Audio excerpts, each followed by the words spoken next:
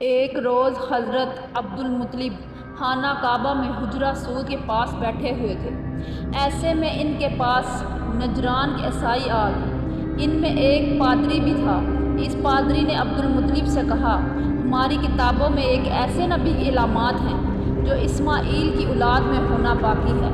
یہ شہر اس کی جائے پیدائش ہوگا، اس کی یہ نشانیاں ہوں گی۔ ابھی یہ بات ہو رہی تھی کہ کوئی شخص آپ صلی اللہ علیہ وآلہ وسلم کو لے کر وہاں آ پہنچا۔ پادری کی نظر جو ہی آپ صلی اللہ علیہ وآلہ وسلم پر پڑی، وہ چونک اٹھا۔ آپ کی آنکھوں، کمر اور پیروں کو دیکھ کر وہ چلا اٹھا، وہ نبی یہی ہیں، یہ تمہارے کیا لگتے ہیں؟ عبدالمطلب بولے، یہ میرے بیٹے ہیں۔ اس پر وہ پادری بولا، تب یہ وہ نہیں، اس لیے کہ ہماری کتابوں میں لکھا ہے کہ اس کے والد کا انتقال اس کی پیدائش سے پہلے ہو جائے گا۔ یہ سن کر عبدالمطلب بولے، یہ دراصل میرا پوتا ہے، اس کے باپ کا انتقال اس وقت ہو گیا تھا جب یہ پیدا بھی نہیں ہوا تھا۔ اس پر پادری بولا، ہاں یہ بات ہوئی نا، آپ اس کی پوری طرح حفاظت کریں۔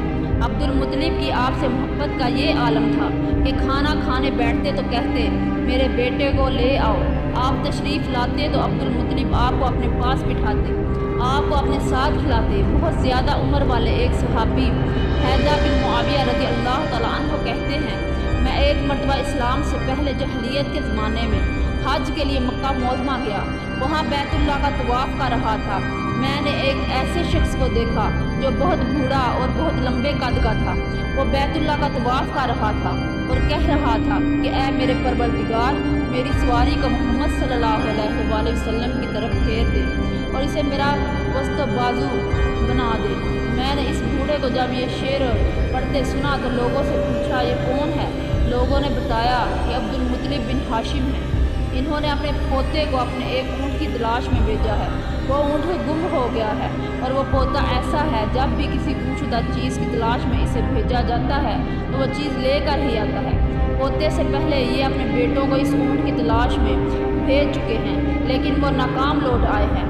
اب چونکہ پوتے کو گئے ہوئے دیر ہو گئی، اس لیے پریشان ہے اور دعا مانگ رہے ہیں۔ تھوڑی ہی دیر گزری تھی کہ میں نے دیکھا کہ آپ صلی اللہ علیہ وآلہ وسلم اونٹ کو لیے تشریف لا رہے ہیں۔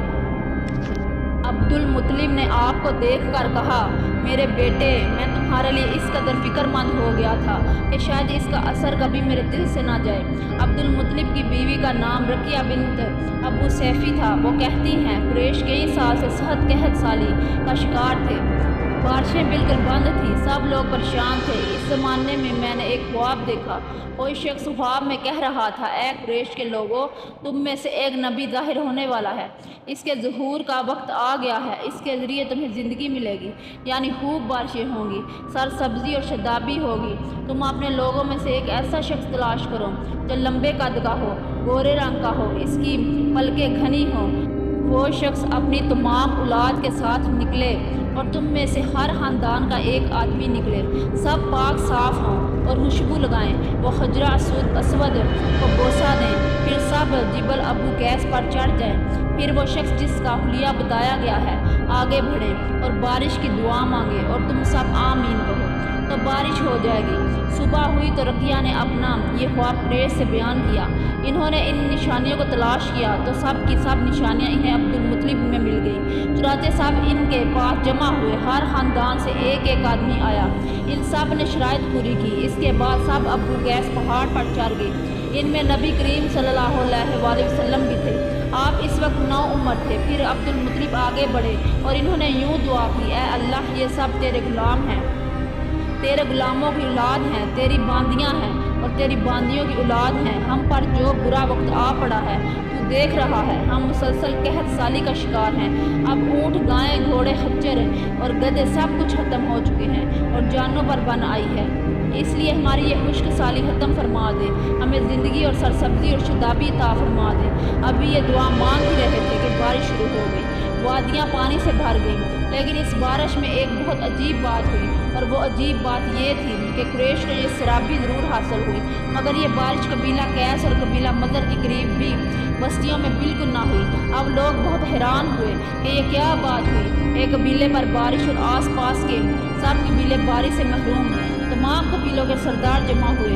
इस सिलसिले में बातचीत शुरू हुई कि एक सरदार ने कहा, हम ज़बरदस्त कहत और खुश्क साली का शिकार हैं, जबकि कुरैश को अल्लाह ताला ने बारिश अता की है और ये अब्दुल मुत्तलिब की वजह से हुआ है, इसीलिए हम सब इनके पास चलते हैं।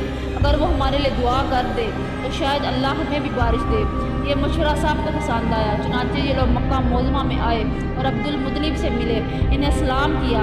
फिर इनसे कहा, ए अब्दुल मुत्तलिब, हम कई साल से खुश्क साली का शिकार हैं, हमें आपकी बरकत के बारे में मालूम हुआ है, इसीलिए मेहरबानी फरमा कर आप हमारे लिए भी दुआ करें, इसलिए कि अल्लाह ने आपकी दुआ से कुरैश को बारिश अता की है।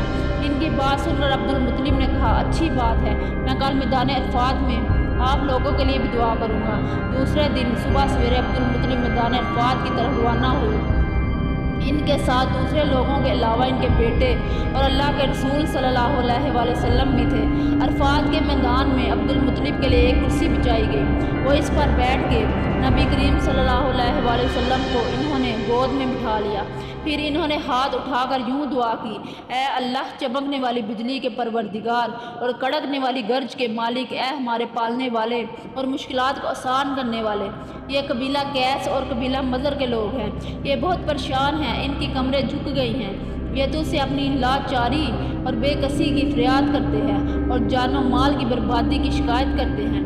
बस ए अल्लाह, इनके लिए खूब बरसने वाले बादल भेज दे और आसमान से इनके लिए रहमत फरमा दे, ताकि इनकी ज़मीनें सरसब्ज़ और शादाब हो जाएं और इनकी तकलीफ़ दूर हो जाएं। अब्दुल मुत्तलिब अभी ये दुआ कर ही रहे थे कि एक स्याह बादल उठा, अब्दुल मुत्तलिब की तरफ आया और इसके बाद इसका रुख कबीला कैस और बनु मज़र की बस्तियों की तरफ हो गया।